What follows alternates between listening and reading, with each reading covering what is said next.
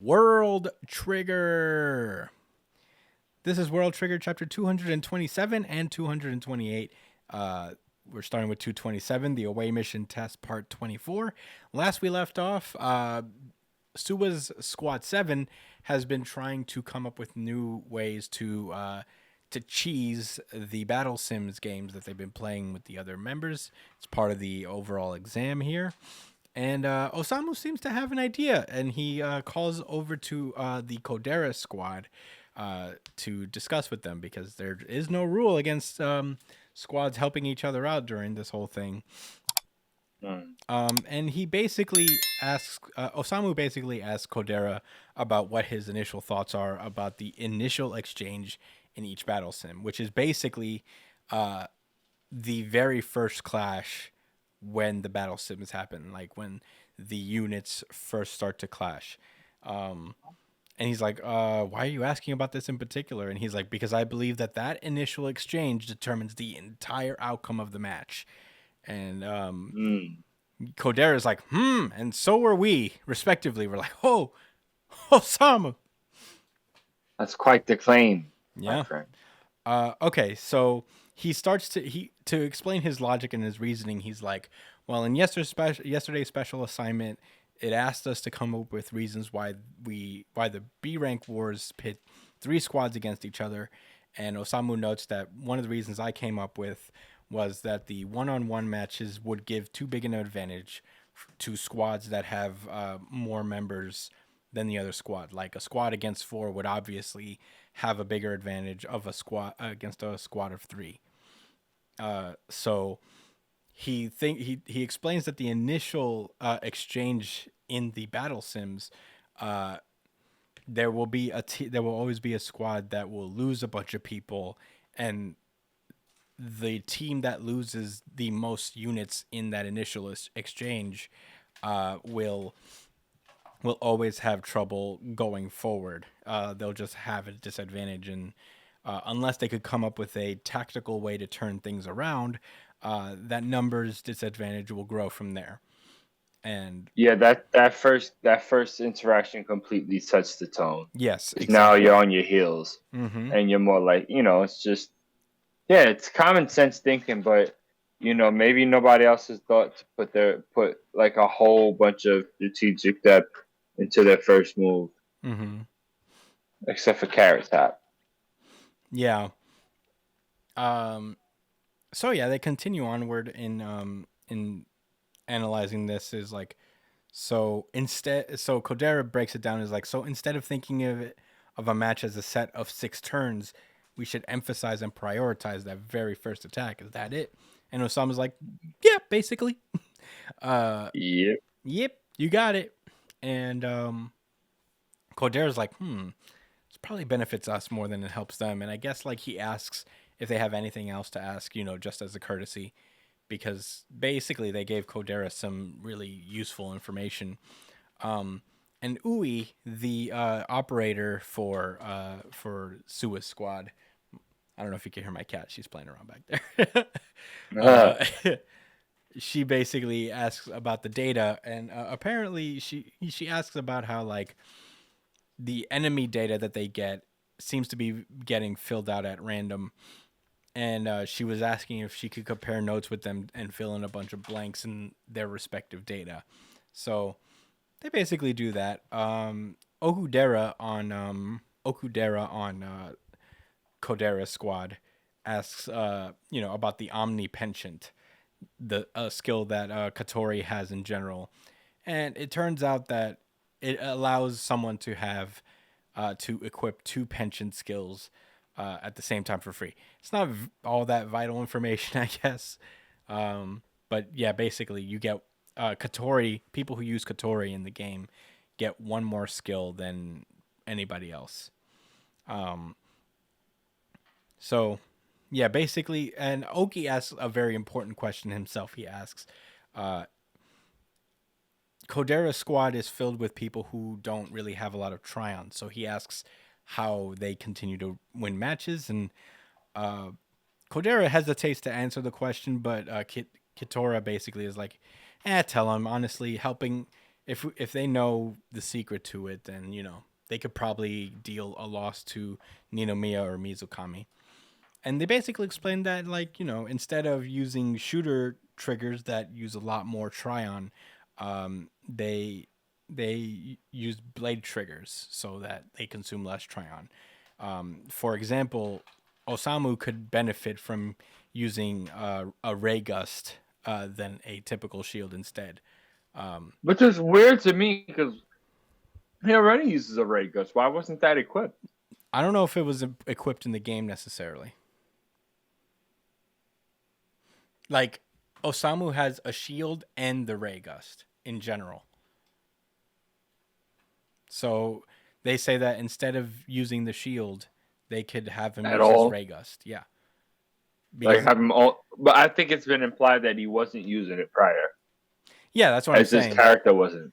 He says, yeah, he's like he'll have a better defense with a ray gust, implying that they just like instinctually been using the shield instead of Right, and just. that's why I thought it was really weird since Osamu does use that on his normal kit anyway. Well, maybe he does, but like the other people playing as him won't. You know what I mean? Mm, Because yeah. because these units reflect their Tryon levels in general. So whoever's playing as Osamu, and Osamu has been playing the game, so whoever's playing as Osamu is probably using. Oh, right. He probably doesn't. Right. Oh, he hasn't been. I don't think he's been doing the special assignments and whatnot. Hmm. Um, Okay. so yeah, they get off the phone with Kodera, and they get a call from Utagawa Squad, which is where Yuma is currently, and he basically just straight up offers an alliance, and they're like, "Cool." uh, Urishima's looking at Yuma is just like, "It looks like you're the one worried about your squad mate." He's like, "Nah, it just seems like allying with Osamu could net us some wins. Never Right, a right. bad See, idea. maybe Never a bad idea to ally with Osamu, to be honest." with Smarties McSmart smarts. Smarty McSmart glasses. Um, so yeah, Sua's basically like, "So what's the final piece of this puzzle, this cheese strategy you got?" And Osamu explains, is like, "Hey, we have 3 captains. That's a unique quality that nobody has on their squad. We have 3 whole captains on here." And he's basically like, you know, uh, we found out that the initial exchange is the key to winning the match. We have like a feeling of that.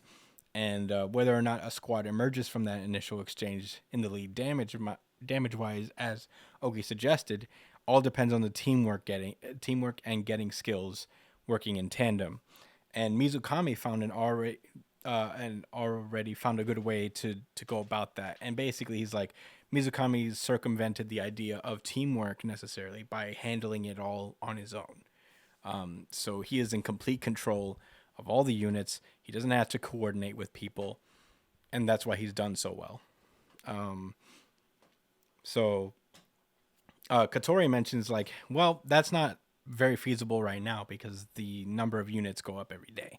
And Osama's like, well, yeah, it would be a lot of work for one of us to do, but if all the captains on this squad split up the work and each handled 3 squads of units, then it could be a lot easier. Not saying that we'd be on Mizukami's level necessarily, but we'd have a better shot of doing that because we'd be able to, because we're used to coming up with complex strategies involving different skill sets, and in theory that should work within this game. Um, you know, because everybody else, like, say they use other people that are not captains in general to, uh, as an example, they only know how they operate. Like a sniper is not going to necessarily know how to work an attacker unit.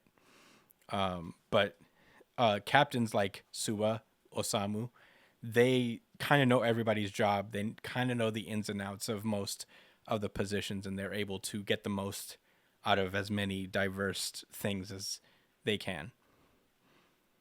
So if they can do it, then it could work out pretty good. And there's no way to know till tomorrow, basically. So Right. they kind of table it. They know what they're going to do. They're probably going to split the battle sims between the three captains.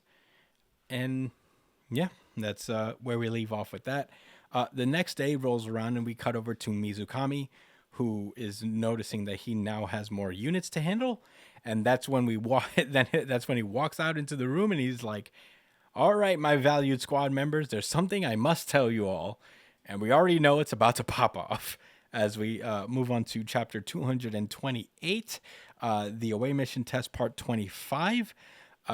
And this chapter is a lot of dialogue, a lot of argument, but basically Mizukami comes clean here, and he explains that I've been doing the battle sims this entire time by myself. So I think today we should change plans and we'll all play the game together. And Teruya is just hearing about this and she is pissed.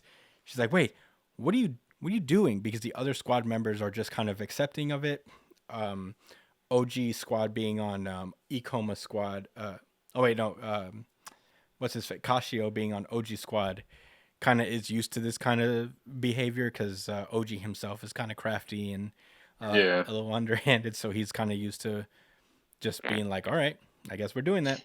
And of course, Arafune already knew this whole thing, so Yeah. and Mizukami's like, "You ain't willing to accept it, little Miss Teruya?" And she's like, "Fucking no." And at that moment, Maki, one of the A rank people, immediately gives her -1 points. Basically, her reasoning being like she understands where she's coming from and her feelings of it, but now's not the time to have an outburst about it and argue about it because they just got a whole ton of work and doing this whole thing will only hold them back.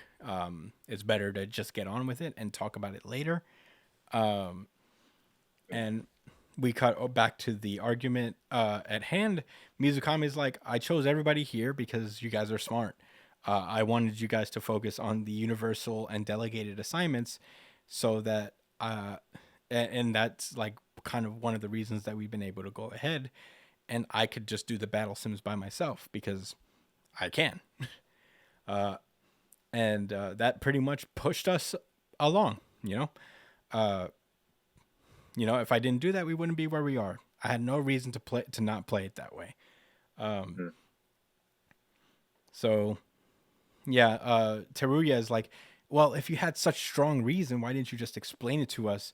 Why keep it quiet?" And Mizukami is like, "Because I didn't want to have a discussion about it. I didn't even want to fucking talk to you guys about it. If I said I'm doing it alone, you guys would not have gone along with it. There would be an argument, and he'd have to there would be just like a bunch of reasons not to do it. And by not telling them, he circumvents all of that. And he just gets to do that, and they get to get a high success rate, and that's it. It's not a waste of time. He knows that this is the plan. This is the best way to go about it, regardless of feelings. So that's why he did what he did. Right. And he's like, People "Well, have pride, yeah, He he took that into account. yeah." And he's like, "In that case, then why are you obsessed with scoring well here? I believe that this squad could perfectly achieve a perfectly good score through standard tactics." And Mizukami is like, "Well, I don't really have anything else to offer you guys." And he's like, "I have a responsibility to send people with something for their efforts. Basically, the higher we score, the more money we get, and the higher status we get in border. The score is what really matters here, and the money." So Teruya is just like, "Well, now you fucked us up because now like your scheme is backfired. Now none of us really know how to play the game all that well, and we all have to learn today now." And Mizukami is like, "What? You guys can do it. I picked you guys because you're smart. I wouldn't have picked you if you couldn't handle this thing. You know what I mean?" Yeah, see, not that he's got to be the captain for Ikoma squad. He's the low key captain. Yeah, he's the shadow captain. Mm-hmm. Well, he's like, "Anyway, that's all I had to say. Explanation's over. Any other demands?" and we cut over to damn, I forget this guy Fuyu. I know this is the second A rank squad, and they're like, oh, so Mizukami really like stuck to his guns, huh? And yeah, basically everybody's just waiting on bated breath to kind of like hear Terria's response, and Terria's just like, but she's like, fine, but could you say please? And he's like, please. Is like, why would? And she's like, I get it. I know I'm being obnoxious, but, and of course I do it, even without a direct request. But there's something about it when someone asks me to please do something for them that lights a fire in my soul. And I guess like that endears people to Teria, and she gets a bunch of points. Yeah. Cute little moment, I guess. Bing, bing, bing, bing, bing, bing, bing. Ding, ding, ding, ding, ding. And yeah, basically everybody's on board for Mizukami's new plan. And then we cut over to Suwa's squad, and Osamu's just thinking, doing his Osamu thing, just thinking. And he turns over to Suwa, and he's like, Suwa, I've thought of something regarding the universal assignments, but I'm not sure if it's against the rules or not. And they're like, ooh, something sneaky coming along? And that's where the chapter ends for the month, unfortunately. But Josh, what did you think of World Trigger chapters 227 and 228? A pair of excellent chapters. And you know what, Hunter x Hunter, you can hold it down because World Trigger is almost on par with how dense their chapters can be. The second chapter, I'll just say I like the first chapter a lot more than the second. And that's because of the ideas they thought about with Mukumo introducing the idea of the captains kind of creating their own squads and doing what they feel is comfortable. I want to go back and kind of see two things. One being the what the rules are and how the game operates. I know it's not turn based, but you get it one turn per. You get one move per. I forget how it's built. How it's put together. You get like 6 turns in a battle, and you have to I guess beat your enemy in that time because they're like action tokens, I guess. That's it. Something like that. I also don't remember it all that well. This is a monthly series. Yeah. Well, anyway. Regardless, I think I'm surprised they didn't think about this sooner. And I don't think it even has anything to do with them being captain. Oh, I'm sorry. Let me retrace. The first thing like that I repeated. I actually forgot what the first one is. The second point I wanted to make was that within the captains. Oh yeah, okay. I'm sorry, guys. I need to just regather my thoughts. I was surprised they didn't already do this. All right, considering they're they're already captains, but I don't understand what they're controlling. You know what I'm saying? Were they only controlling their own units? No, because Mikumo was on doing a special assignment, not participating. People were using his units. So it's just weird. I don't know what they were doing before. Weren't they already divvying up the characters? Did they them have the presence of mind to formulate a strategy? Whatever. I'm not really being critical because I'm just speculating what the thought process was. No, what they. I'm really interested in what they're going to do differently. That's what that's basically what this all comes down to. He's talking about the first turn being the most effective thing. So what is it they going to do? Take turns executing a certain play? If all three of them are going to be doing their own thing? I don't know. It leaves a lot for me to think about. This is definitely a chapter I'm going to read a couple more times. And like I said, I think it might do all of us a favor to go back and start reading from the beginning of when they start talking about the battle sims. I could explain a little bit. Chapter. what they mean by that is that, like, in theory, you can like Mizukami has proved that you can either control everybody's units or divvy them amongst the team so they could all play, or some of them can play. Uh, all that stuff. It could very much well be that. The difficulty is that you're given more units with each passing day, so it becomes harder to manage on your own. Mizukami was able Mm. to do it all this time because he's just nice like that, but now he's reached a point where he cannot control all these units on his own. He can't manage all of these characters on his own. Uh, Mm. in terms of Osamu's team, Osamu wasn't very good at the game. He also like lacked Tryon, so that was the thing. His units are particularly weak.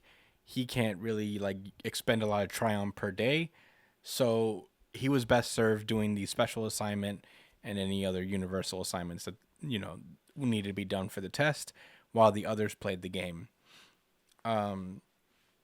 But now Osamu is pitching that they divide through like the units that they have coming into the next day amongst the three people on the teams that are captains, while the others, I guess, deal with the special assignment or whatever. But yeah, that's kind of the purpose there, I guess. That's been the vibe for Sua's squad. I don't know if that made sense to you, but that's how I understood it. No, I guess I think it like you and I guess kind of like I said already, they weren't really going into the situation thinking that, and again, that had to do with the fact that they were gaining units. So now they're at a point where it makes a lot more sense for multiple people to have these small groups. Whereas before, I guess before they had a different mindset. This is all interesting stuff. Makumo's one of those captains, so if he's really going to participate in the battle sims, if he wasn't before and now he is, this should be really cool. Otherwise, I don't have any more thoughts. I feel like I'm dragging it out. This as for this being a dense chapter, and as much as I love these, I don't really have much more to say. I want to see where this goes. You know? Yeah, yeah. Brian, what did you think about these chapters?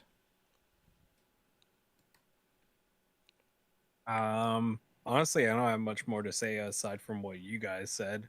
Mm. I think it was a pretty cool idea to have all three captains kind of do their own thing and then have what's the sniper's name? Oki. Oki, have Oki be kind of like a sniper advisor to some extent. But yeah, I Or thought just that was control them outright. yeah, I think that was a pretty I think this was a pretty cool solution, very Osamu-esque. Mm. Um and now the new rule set kind of benefits them doing this style because there's more units in play. So having them spread out responsibility probably works a lot more in their favor. Um Mizukami, right? That's the guy who was commanding all his units by himself. Yep. I really, really liked what they did with him that chapter. Um, the way that he kind of came out, told them, and then stood his ground and kind of assured his team was really interesting. Um, you don't see that very often, where like usually mangaka would probably use this moment to create some turmoil, but instead it kind of solidified the team a little bit more, surprisingly. Um, so I thought that was pretty cool, and that mm, put some more respect on Mizukami for me. I was like, oh wait, this guy, this guy knows what he's doing. He knows how to lead a team. Um, so I'm looking forward to seeing what more we could get from him in the future of the series. I think he strikes me as a little bit of a Shikamaru kind of character for some reason. I don't know why. When he talks, he reminds me of Shikamaru. So um, Yeah. I'm excited to see what he does in the future. Nice. That's all my thoughts. Yeah, I agree. I thought it was super interesting what was going on. This was a great couple chapters. Like Brian said, I feel like a lesser writer would just kind of like use this moment to, I guess, give Mizukami some kind of comeuppance. But the fact of the matter is, Mizukami wasn't wrong. It may have been just like a more haphazard way of doing things, but he got results and he did what he had to do for his team, and he wasn't doing it maliciously. He actually did it out of a sense of responsibility.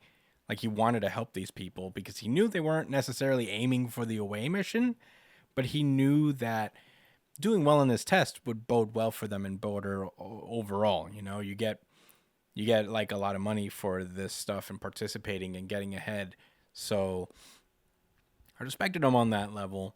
It makes me think about how he's going to tackle like the actual battle stage of this exam. So I'm very excited to see Mizukami's growth and development from here.